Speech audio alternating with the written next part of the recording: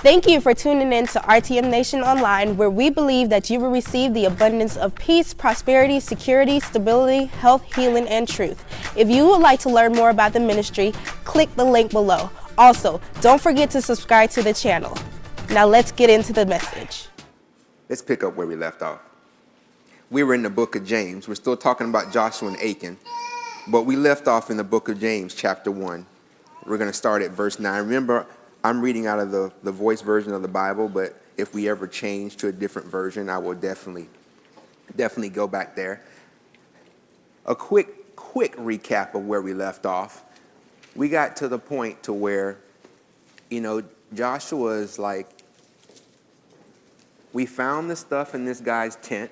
He touched the accursed thing. We made it clear that we said, you know what? The enemy's tactic is to make you disloyal to God.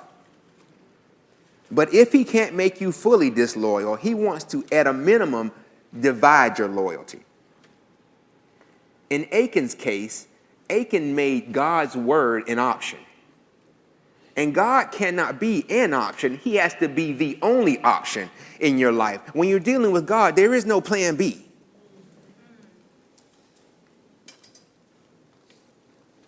We moved over to the book of James from Joshua to start talking about this topic of loyalty. Verse 9, the voice version, all the way through verse 15. If you are a brother of humble means, celebrate the fact that God has raised you up. If you are rich and seemingly invincible, savor the humble reality that you are a mere mortal who will vanish like the flower that withers in the field. The sun rises with the blazing heat and dries the earth and causes the flower to wither and fall to the ground, and its beauty fade and die. In the same way, the rich will fall and die in the midst of their busy lives. Happy is the person who holds up under the trials of life. At the right time, he'll know God's sweet approval, and he will be crowned with life. As God has promised, the crown awaits all who love him. No one who is tempted shall ever be confused and say that God is tempting him. The one who created us is free from evil and can't be tempted, so he doesn't tempt anyone. Switching quickly turn this real quick. Yeah, right there. Switching quickly to the King James, just to make that connection. The King James would read like this. But every man is tempted when he is drawn away from his own lust and enticed. Then, when lust has conceived, it bringeth forth sin, and sin, when it is finished, bringeth forth death. The voice says like this: when a person is carried away with desire, lured by lust, and when desire becomes the focus and takes control. Remember what Achan said. I saw it, I wanted it, or I desired it, and then I took it. So it's not just what you're looking at. It's what your heart focuses in on. It's what you make the determination that the gratification of having that thing is something that I must experience. When a person is carried away with desire, lured by lust, and when desire becomes the focus and takes control, it gives birth to sin. When sin becomes fully grown, it produces death. Now, I want you to assume something. Usually there's somebody in here that's holding a child. Anyone here holding a child? No? That's all right. Can you two come up and join me? This will be perfect. We have a full-grown man, and we have a full-grown man to be. Standing here side by side. Now, here's something I want you to notice. In our life, there are times where we allow sin to get full grown. It should never have been. but we allow sin to get full grown. Take this picture here. At one point in time, this young man was even smaller, an infant, but this man here was at one time something like this young man here. Sin begins just like a child. Take it. This young man here began. How did he begin? He began as a seed. He began much, much smaller than the person he is right now. But how did he end up growing? And how did this tall, strapping, handsome guy get from... He said, speak it. I love it. How did he go from being small to big? Listen to the process. He began as a seed. When you're talking about sin, we could say it this way. Most of the time, sin begins as an idea. Just a seed. Just something that you got an inkling that you might want. Just a little sin you got an inkling you might want to dabble into. Just a little something that the enemy is dangling in front of your face. Just an idea, a seed. At some point in time, through the transition of life, someone made the decision that they were going to feed him. They made the decision that they were going to feed him. They made the decision that they were going to change him. Meaning changing his diapers. In other words, they were going to care for him.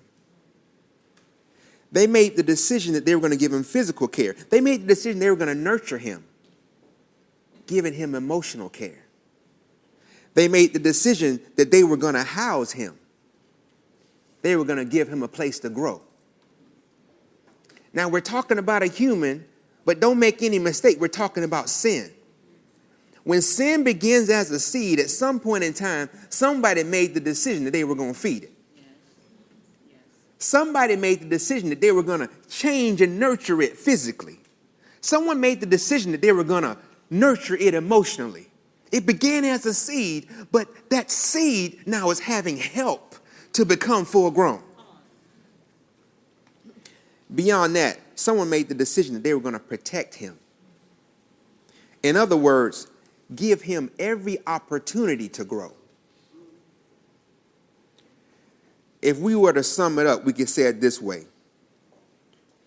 This man becoming full grown is the result of having received support necessary to sustain life and promote growth. When sin becomes full grown, it hasn't become full grown by accident. It hasn't become full grown on its own. It hasn't become full grown for no reason. It's become full grown because somebody, the person, lured by lust, enticed, has made the decision to nurture it, to care for it, to give it what it needs physically, to give it what it needs emotionally, to house it, to protect it, to allow it to become full grown.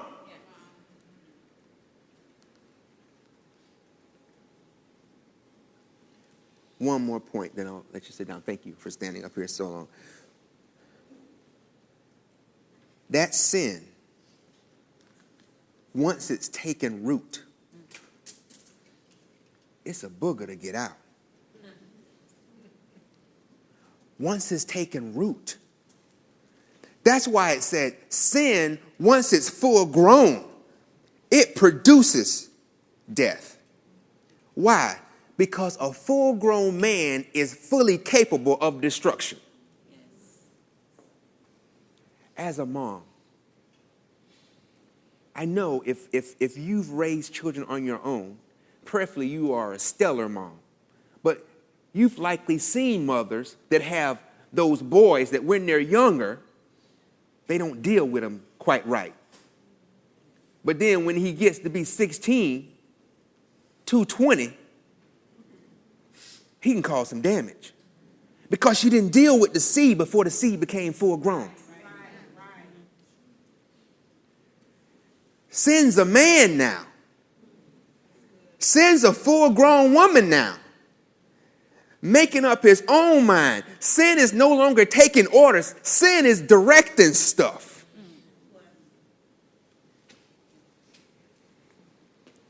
Because you're allowed to become full-grown.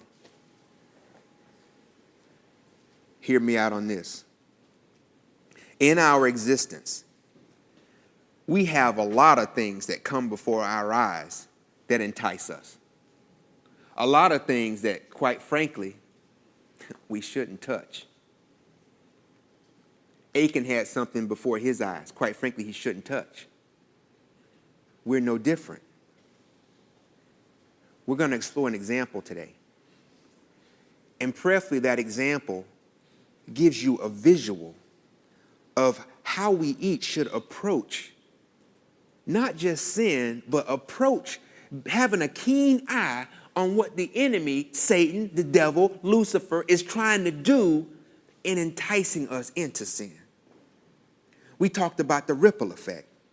That ripple effect is something that we have to become more astute at viewing long term. Not just looking at the now. Not just looking at the gratification for the moment. What could my actions, what could my words, what could my deeds, what could they do for the rest of my life? He doesn't want you to look at that. We're going to bust this game up today.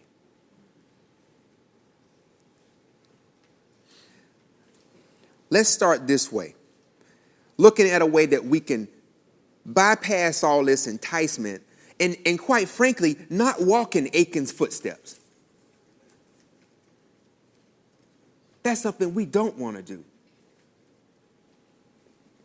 Let me get some willing participants, and I'm going to call you Marcus in a second. Some willing. Let me have this wonderful couple here, Mike and Selita Austin, come front.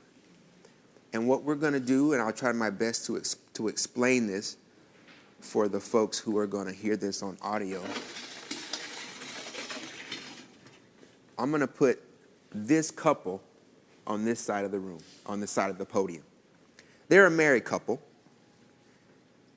They're a happily married couple. Smile for me, guys. You know, I don't care who was arguing in the car.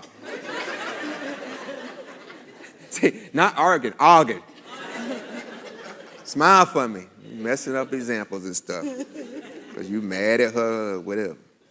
But I'm sure that's a genuine smile. Because I saw him yesterday at the festival. And, oh, by the way, y'all probably wondering why I don't have my shirt buttoned up. You know what? Greta bought me this shirt. And she bought me this shirt. And you ever had a shirt, gentlemen, that for some reason when they made it, like the button's hard to get in the thing. And so I spent some time today, and it started to hurt my thumb. And so I was like, they're just going to be open today. So that's why they just flop, because it's not really that important. They just squeeze. So that's why. And my wife probably was like, why didn't he button this? I know, that's not important. Yeah, life isn't that serious, people. We need to get to the point to where we don't put weights on ourselves that are unnecessary.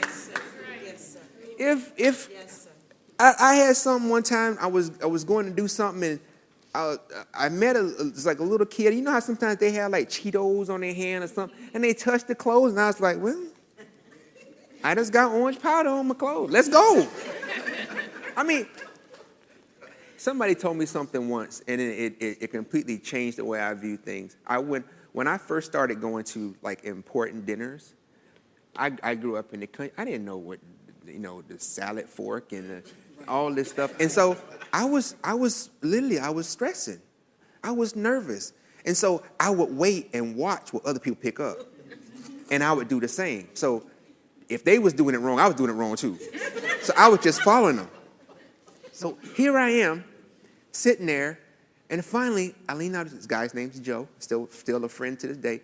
I leaned over and I was like, Joe, Listen, man, I have to admit, I don't know if I'm supposed to, I'm supposed to tip or put a butter with this side, or is my glass supposed to, I don't want people to think I'm, He leaned over at me and he said, Benjamin, and he knows this stuff well. He's, he knows how to deal with upper class folk. He just runs in those circles. He leans over at me, he says, Benjamin, let me tell you something. If somebody in this room has nothing else better to do than to watch the way you eat and what you pick up, they ain't got enough to do. That freaked me up. So if somebody ain't got nothing else better to do but to see how I'm flip-flopping up here, y'all ain't got nothing to do. This wonderful couple,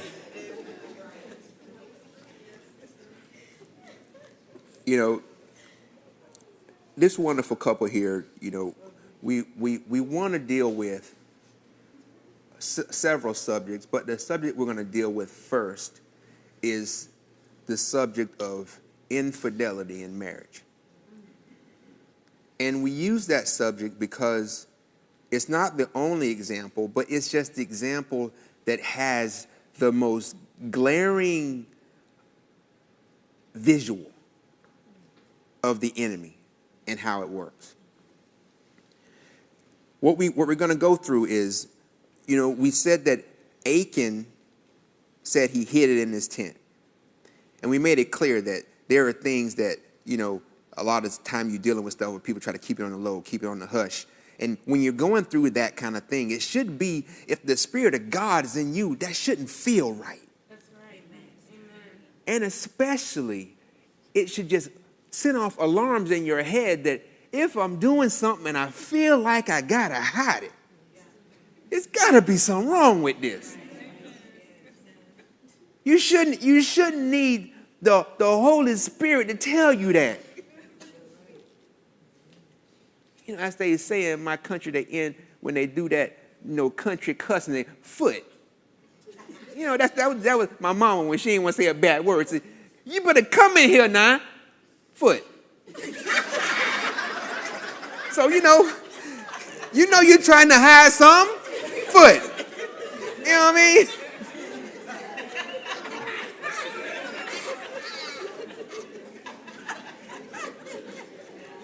But here's the visual. The visual that's just ringing and ringing in my head. Now this is Mike and Sleeta, but for a split second, assume that this is Greta and I. On this side of my life, I have a wife, Greta has a husband. We could also add other things. And if I can have just 3 people, any 3 people, just please come forward. Perfect. Go ahead. Over here. Everybody on this side. We're just going to use 3, but we're going to magnify the idea. On this side of my life, we now have a total of 5 people up here. So on this side of my life, there's Greta and I in matrimony. We have 3 children. If I were to build it out, one of my children is married, so that gives me a 4th child. I have 2 grandchildren. I have all of you. Greta has all of you. People that are in our lives that have come to know us, people that are in our lives that have become to expect certain things of us, people that are in our lives that have come to view us with a certain lens, a character of godly. We have associates at work. We have other friends. We have people at work that we've become associated with. And that's not even to lay out all the people in our lives that we would ever impact if we were to just stay the course. A lot of things on this side of our life. If I were to take it from just the husband and wife, Each person here has something that they can add to this example, but for now, let's just take it from the husband and wife perspective. Greta and I, Mike and Shalita as well, we have history together. We have a foundation, something that we've built together. All of this is evidence that we've built something together, pre-existing, before the offer comes my way. Before the enticement comes her way, pre-existing.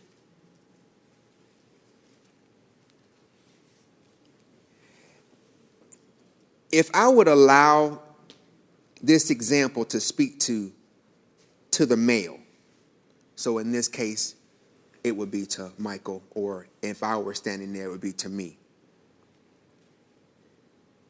The wife that stands with the man, this woman has committed to be there through his worst. Committed to be there through his desires and his insecurities. Her heart is already settled that no matter what happens, I'm there with you. She's in the game. This woman on this side is in the game. Yeah, I heard you chuckle. You know where I'm going. What do I mean, though? That there's this special place in her heart that she's already made that determination. She's already committed.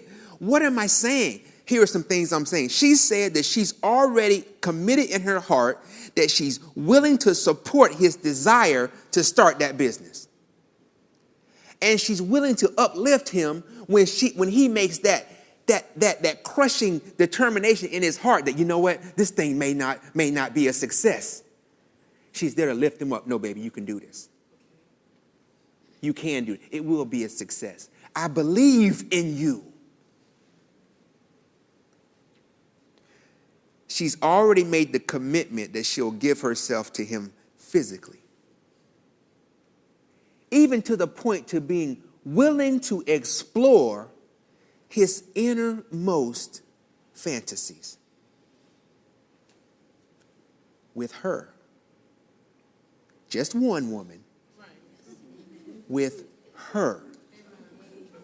His innermost healthy fantasy. She's made a determination to give herself physically to this thing.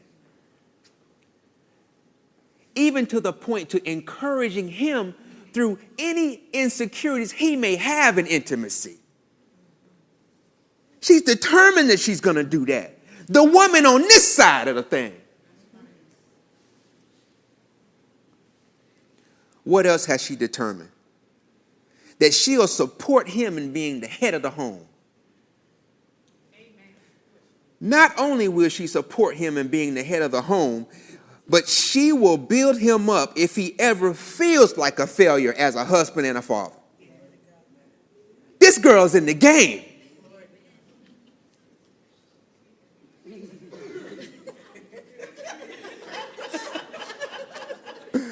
Oh, they're a mess. But enough talk about her.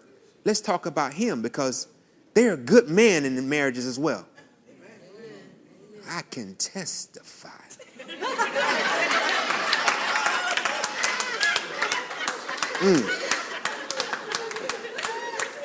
Can you testify, Mike? You can testify this thing too now. I don't want the women just waving at me. Amen. Preach, Pastor.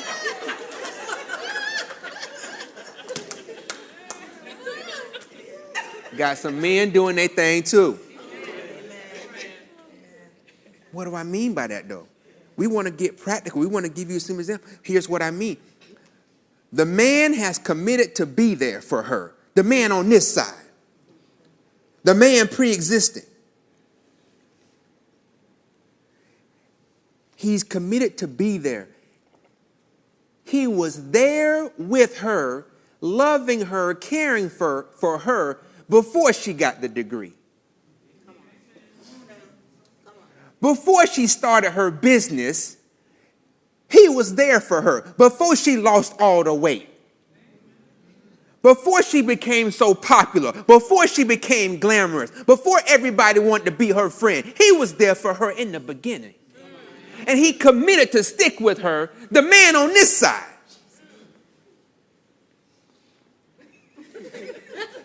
This man trusts her unconditionally.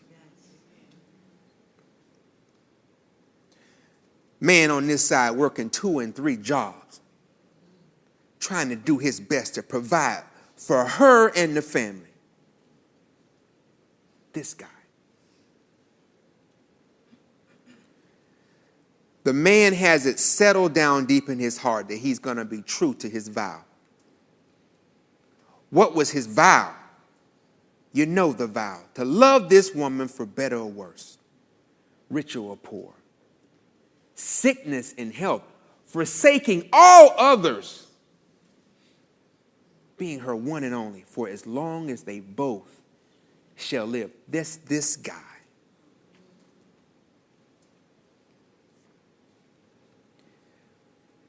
I don't care if we're talking about the man or the woman in this marriage. One thing is true. On this side of the equation, there is a lot that would topple, that would get destroyed if the enemy can get in.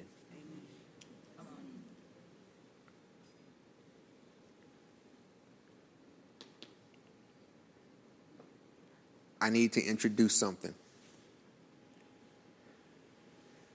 Just come up here for me, Marcus. You all have heard of a pan balance or a pan balance scale. And if you hadn't, you've seen it on symbols of like the Department of Justice, and you've seen it in, it's the thing where there's 2 pans on one pan on either side, and it works by gravity and balance. So if you put heavy stuff on this side, it leans toward the heavy stuff. Now I want you to assume that this is my balance scale. Right now, everything in that couple's life, the value, the scale is tipped towards the history they've built, towards the life they built, towards their vow, towards their commitment, towards their children, towards their friends, towards their church family, towards their future, towards what God has for them and them only.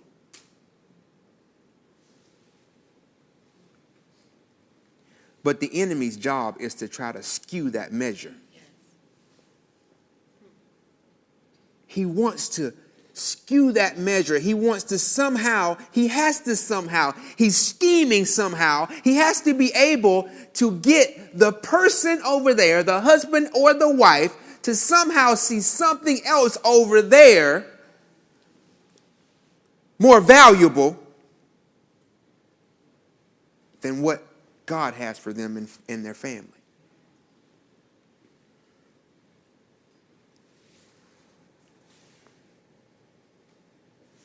Miss Darrell, can you come join me on this side?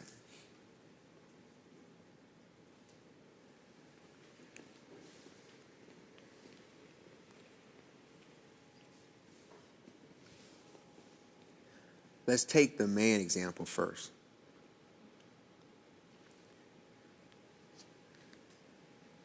Now, the true measure, the true weight is this way when we're talking about infidelity. But there is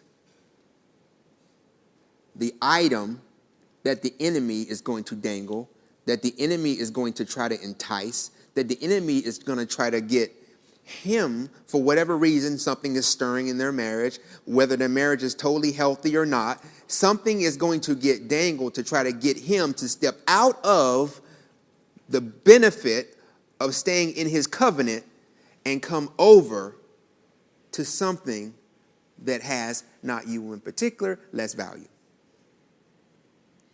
In the example case.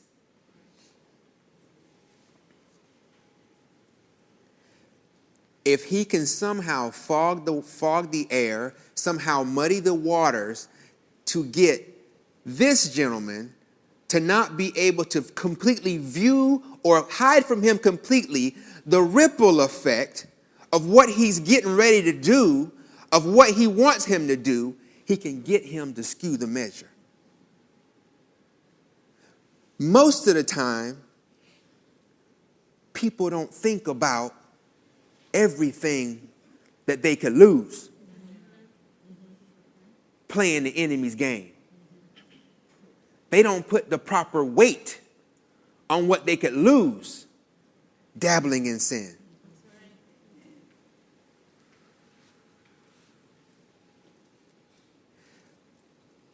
Let's see how he can get this gentleman preoccupied with the gratification. Let's not cut the corner for being selfish.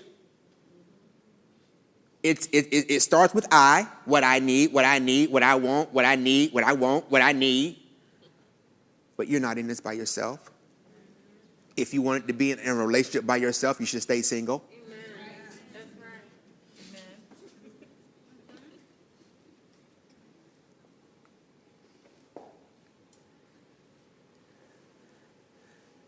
So what does the enemy do? The enemy grabs onto this weight and he pulls it down with emotion. He pulls it down with stirring up discord. He pulls it down and he works on his mind. She don't ever want to spend time with you intimately. You guys used to just be at it all the time. Couldn't keep your hands off each other. Now she don't even look your way. She don't love you no more. She don't care for you no more. When the reality is, she loves him just the same. I'll give you a real life example with Greta and I, because I went through that. But you know what the reality is that God shared with me? Benjamin, it's not that she doesn't love you anymore. And I'm going to throw in idiot. I didn't feel that in my spirit, but it was something like stupid. But I'm going to make it more raw. Idiot. God was like, it's just that she works. She's taking care of the children. She's doing laundry. She's going to the grocery store. If they got to go to the doctor, who gets off work takes them? She does. She's running around. It's not that she doesn't want to. She got no energy. The woman's tired. The realities, as God talked to me, and I began to clear that fog out, the value that was really in my life and in my marriage, the scales tipped back the other way.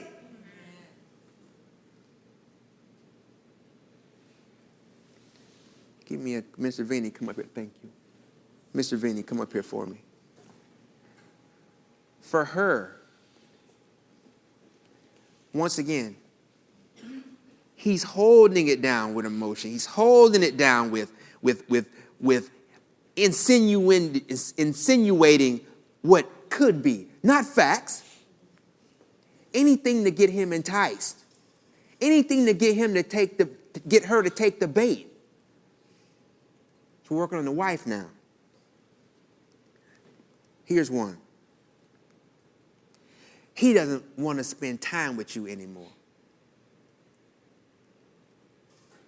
Just always gone. And when he's home, he just sleep. Just sitting around. Doing nothing. Doing nothing. You know how it comes. Doing nothing. And it'll come through also, you end up talking to people at work. Child, my husband do the same thing. And now it's a whole bunch of y'all. Everybody just getting ready to go down the courthouse right now. Everybody.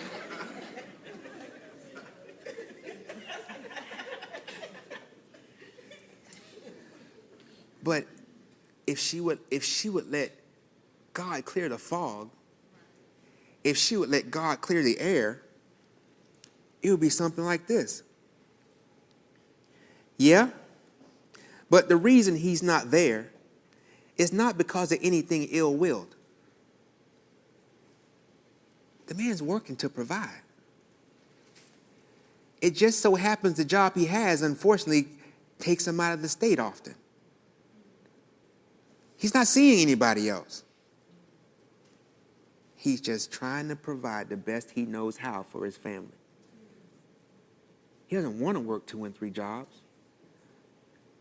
But woman, you rather have a man willing to work 2 and 3 jobs for you than to have a lazy man who's worthless. Clear that fog up and get her to really see the right balance. Thank you. But notice this. What usually happens in infidelity, no matter if it's the husband or the wife, the enemy, pressure on the emotions, pressure and pressure until somebody makes the decision. But Michael, you move on this side for me. So let's say the guy. That'll give them something to talk about later today. So I know Miss Lita, so Pastor Benjamin used you on that other side. You know what you're talking, you on the other side. So don't have me call nobody on you. Better act right. He know I'm telling the truth. He's like, that's what she gonna be saying too. But he holds down, not just through the enticement, because he's over now. He's made the commitment. Now he's just calling on the phone. He's taking the bait. Eventually they go out a couple times, late at night somewhere, because he got to hide it. We get to the point to where now he's fully engaged. But the enemy's going to keep the emotion. So whenever he goes home, he's no longer going to see his wife for the treasure that she is. He's going to see her as someone that just complains all the time. Someone that don't understand him. Why? He got to put the pressure on that thing and keep this balance skewed until that sin becomes full grown. See, in the beginning, he might can correct a couple of things. But he's got to keep the pressure on until the sin becomes full grown. But once that sin becomes full grown and he lets go, it goes back. And now he sees that what he came over for is far less valuable than what he left. Same with her. Once that sin becomes full grown and the enemy lets go and the scale goes back to the true weight, she recognizes that what she's in, it has no value compared to what she let go. Yeah, but you gotta understand, Pastor, the reason I did that was because, he can give me what I want. Let me tell you something. The reason that man can give you what you want is because he don't have to give you anything that you need.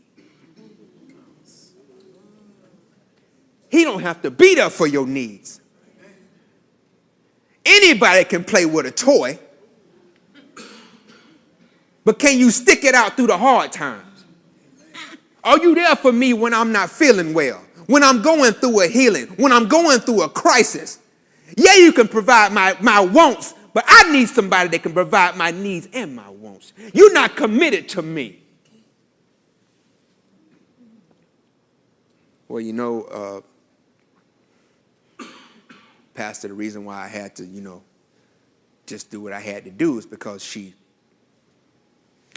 could take care of my wants. That woman can take care of your wants because she does not have to commit to taking care of any of your needs.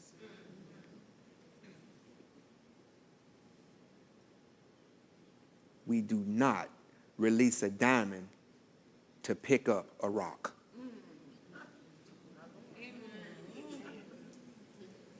Who in their right mind would do that? I can tell you, nobody in their right mind would do that. But when the enemy is skewing it, he takes something that is designed to be beautiful, something designed to be holy, something designed of God, and he makes you see it as something not worth having. Why? He doesn't show you the ripple effect. This gentleman, looking back over his life now, potentially the life that could have been, sees a wife gone.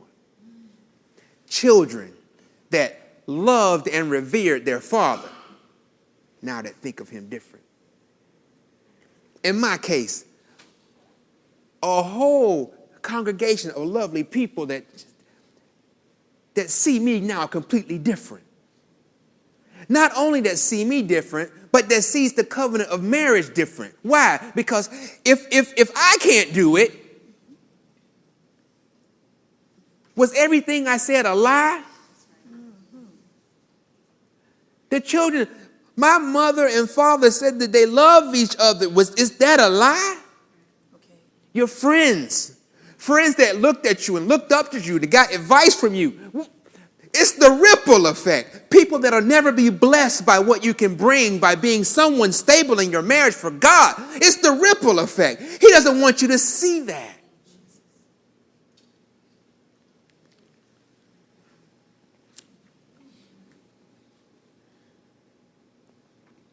Falling for people.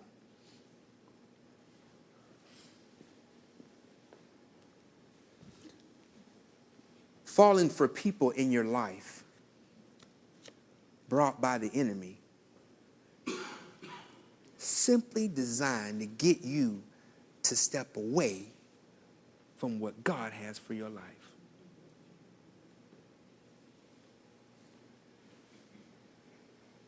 Every man or woman is drawn away and tempted of their own lust. Doesn't have to be infidelity. We're talking about sin. Zero tolerance for it. Exposing the enemy. Making sure that before we act, before we take a step, before we consider, that we must look the full future in the eye.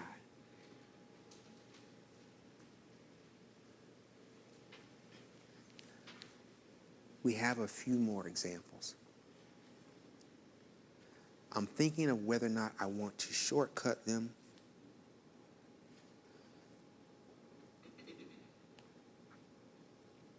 Let's do it this way. Because I want all this to be on the same one. Everyone is clear of the picture of infidelity in marriage, right? That's okay.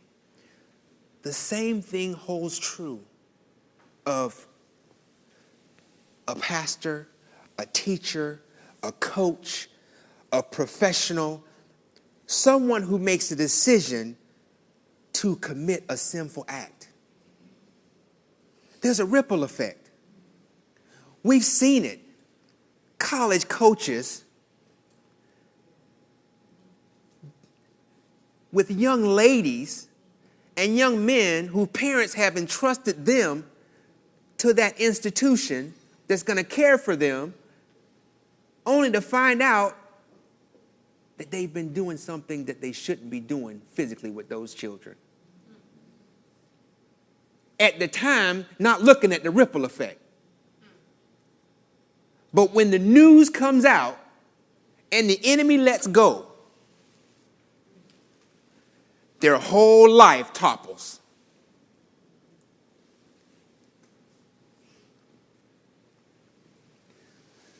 What about more? It's just a little lie. It's just a little gossip. Who are you hurting? That never hurt anybody. All those things that the Bible tells us are sins, things that we shouldn't be doing, things that are not of God. The enemy would try to paint a picture to skew the true weight. But when he lets go, every lie you tell hurts somebody. Every seed of gossip you plant hurts somebody. It kills something. And if you don't deal with it and you live that life and you let that sin become full grown, you just a wrecking ball.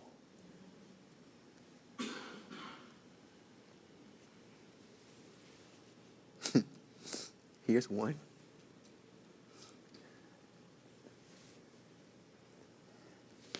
Your physical body.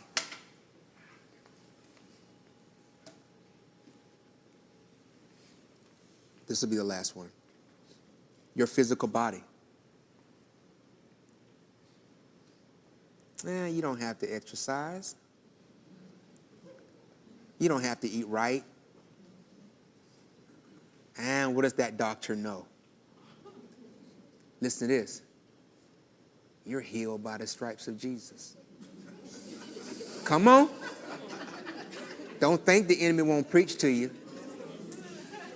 Somebody told me once, Benjamin, even roaches come to church.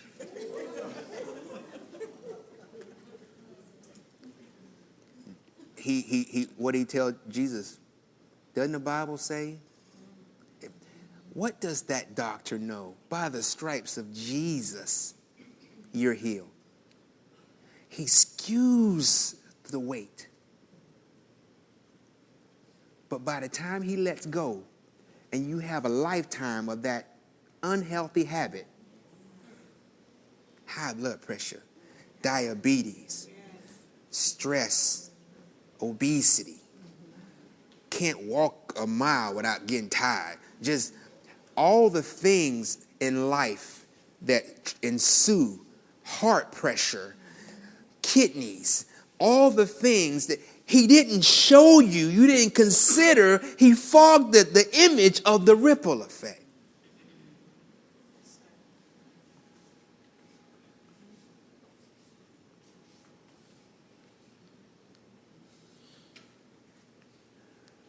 What are we saying?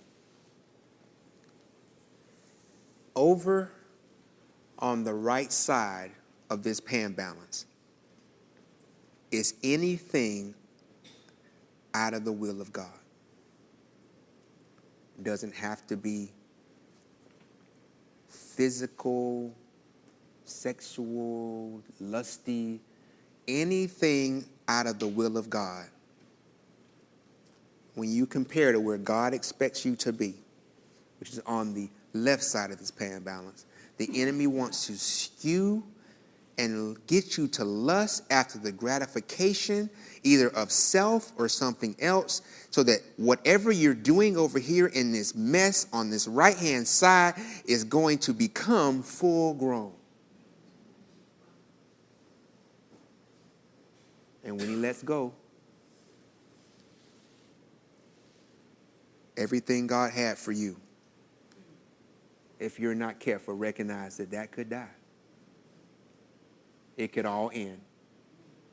Come down crashing in a pile of smoke all around your feet.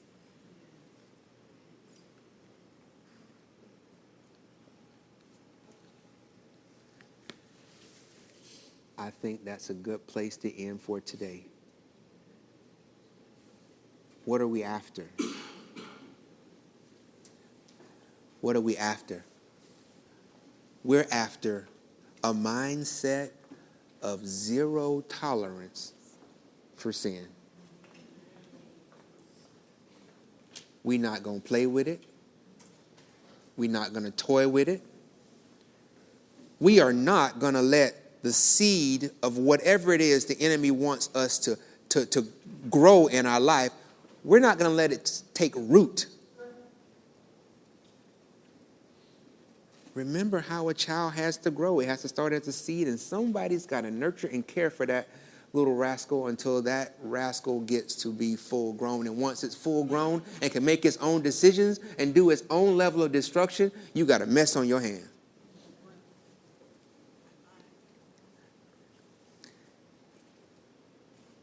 Zero tolerance. And we'll pick up there next time. We pray that today's message was a blessing to you. If you would like to help us further expand the vision, simply text the word GIVE-RTM to the number 41444 or visit us online at www.revealingtruth.org. Now remember, Jesus loves you.